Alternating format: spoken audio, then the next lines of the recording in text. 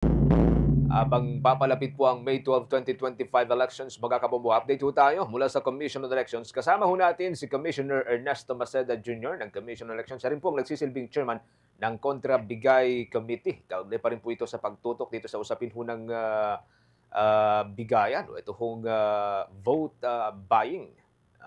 Magandang araw ho sa inyo at welcome sa Bombo Radio Philippines, Commissioner. Si Bombo Genesis po ito, kasama natin si Bombo Jai, and thank you for joining us sa Bombo Radio Philippines. Maki-update ho kami, kamusta ho yung atin pong pagtutok doon sa sinasabi hong nangyayari, mga serye ho ng vote buying, at gaano na ho ba karami natanggap ho natin mga cases ano, ng vote buying, Commissioner? Date, the Committee on Contrabigay has issued 53 show cause orders, one against a national candidate, one against a party list, and the rest are to local candidates, whether they're congressional or LGU candidates. No, but the regional Contrabigay committees have also issued their own show cause orders, and from our records, there have been 21 already issued from the regions. But there could even be more kasi ano yan may konting lag sa reporting and consolidating. As of today, ang atin pong official number of reports received overall is 195. Okay? And of those 195, 116 pertain to vote buying, 66 pertain to abuse of state resources, and 13, there's an overlap. They're both vote buying and an abuse of state resources scenario. No?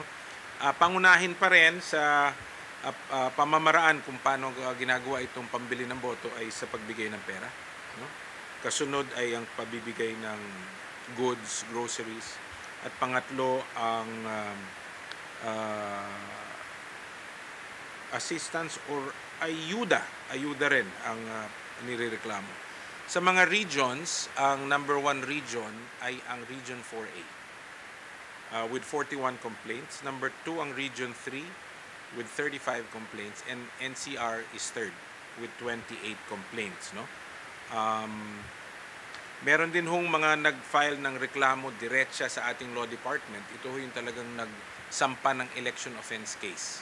At yan ay umaabot na ho sa 15 ang dumiretso. No? At sa ngayon, yan ho ang may papamahagi ko sa aming mga statistics. Okay.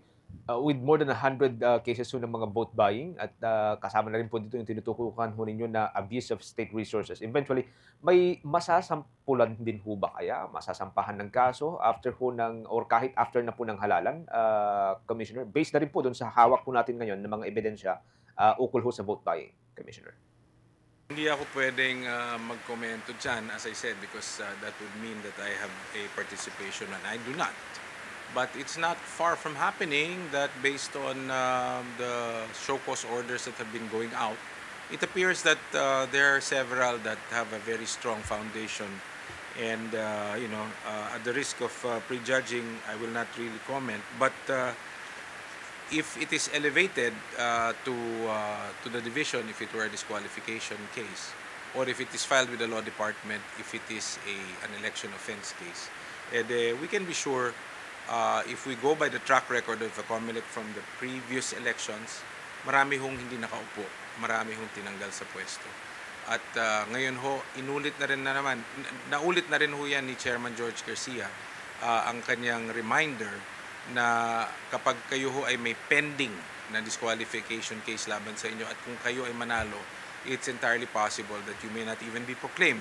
Or if you end up being proclaimed and you're not congressman or a senator, of course, which goes to their own tribunals, maaring matanggal pa ho kayo sa pwesto kung may finding na kayo po ay madidisqualify. Mhm. Okay. Curious lamang ho tayo, Commissioner, no? Sa range ho ng ibinibigay ho na pera ho sa ngayon sa vote buying, magkano ho ba yung, na-monitor ho ninyo na bigayan sa ngayon? Anecdotal yan eh. Doon sa iba kasi 500 pesos lamang yung inaalok. May narinig na akong 2,000. But in other elections, although marites din yun, marami tayong naririnig na up to 10, even more than 10,000. But per voter yon. So it depends eh.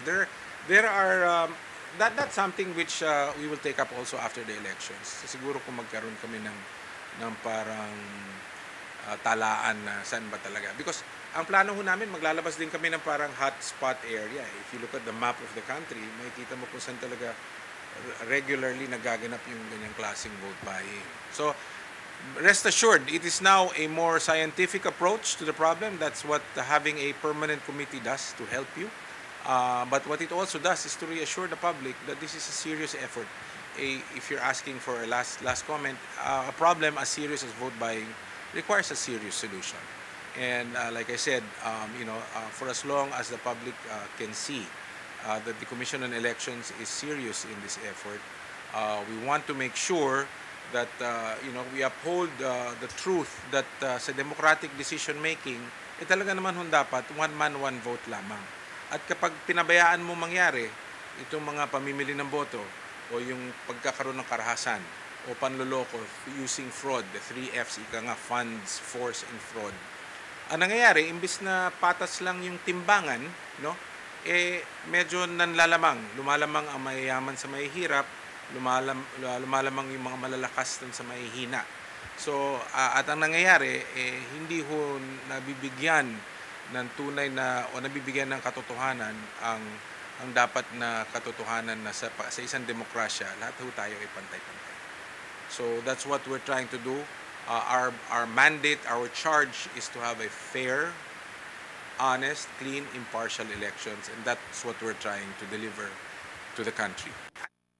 Sa abuse of state resources naman, Commissioner, ano po yung natukoy nyo dito bilang common denominator?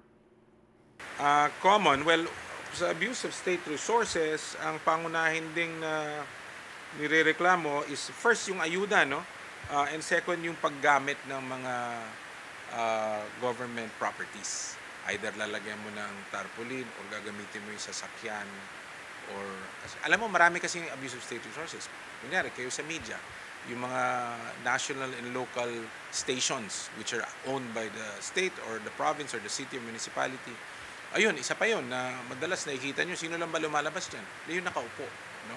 But still, when it comes to the incidents of abuse of state resources being reported, ayuda is still number one. Yung nagbibigay ng ayuda tapos tumitindig doon or pumipicture doon o siya mismo na mamahagi yung mga tao, hindi naman dapat ginagawa yun. Dahil sa aming license or authorization na binibigay, malinaw na bawal pumicture dyan yung mga kandidato. Okay, Commissioner, since ito ang first time na magkaroon ng napakaraming cases nitong documented vote buying wherein mismo ang Commission on Elections na ang nagsisend ng show cause order, paano po i-reconcile ng Commission on Elections ang katotohanan na parang nasanay na ang mga botante sa vote buying habang hinahabol nyo ang mga kandidatong bumibili ng boto?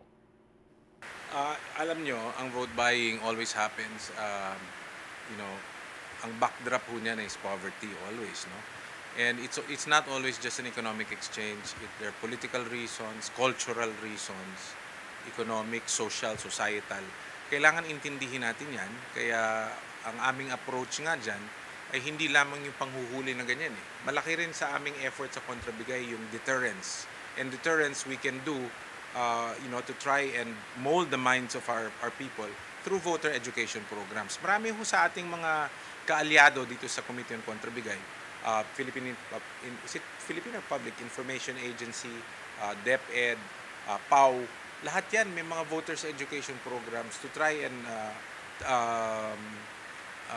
dissuade the people from this practice and to to remind them na lalo na pagdating sa state resources, nasa sa inyo yan eh. Bakit kayo pumapayag na nililin lang tayo at sinasabing sa kanila nang gagaling? Nare-regularize yan, normalize, na-naturalize, but that's exactly what we're trying to fight in our campaign.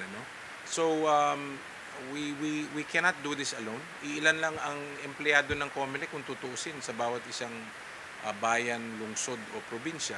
Kung kaya kinuha namin lahat ng mga government agencies, lahat ng gustong makiisa sa amin na private organizations, citizens' arms, para sama-sama ho nating lalabanan talaga ang bagay na ito. Nang yung mga practice na yan, sabi nga nung isa kunyari may dumating na pulis sa isang bigayan, nakita mo mahaba yung pila, magagalit pa sa pulis yung mga nandun kasi naging napaka-normal na. So oras na mabago natin ang mindset na yan, At maisip ng mga tao doon na kung meron mang naaayon sa kanilang mga ayuda o pananalapi, pera naman nila talaga yon. Mag-uumpisa na rin tayo on the road to correcting these kinds of injustices and irregularities. Hmm. After ng lahat ng show cause order, are we making any difference, Commissioner? Lalo kung ikukonsidera ang katotohanan na parang hinahanap na rin ng ilang mga botante ang bigayan ng pera. Well, as far as I'm concerned, I was looking at our media presence. In 2022, ang printed news articles lang tungkol sa vote buying ay 29 lamang. No? Ngayon, huling check ko, 92 na. That's a 318% increase. Online presence, 2022, 19 online news articles. Alam mo bang itong 2025, 277 na. That's a 1,357% increase. So, ibig sabihin, mas may awareness na yung mga tao.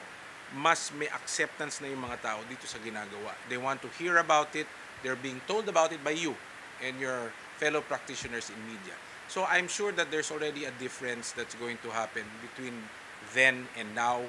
And hopefully, moving forward, there'll even be more of an impact if we work together to stop this. Okay. Thank you for joining us again, Commissioner Maceda. Hanggang sa mga susunod ay hopefully makausap po namin kayo muli before yung mismong May 12 elections. Maraming salamat. Ingat po kayo, Commissioner. Si Commissioner Ernesto Maceda Jr. magkakabombo ng Commission on Elections. Siya rin po ang nagsisilbing chair ng Contra Bigay Committee, ang komite ho ng komisyon na nakatutok doon ho sa bigayan or doon ho nga ho sa tinatawag na vote buying. Sa iba pang mga balita, Bombo Jai.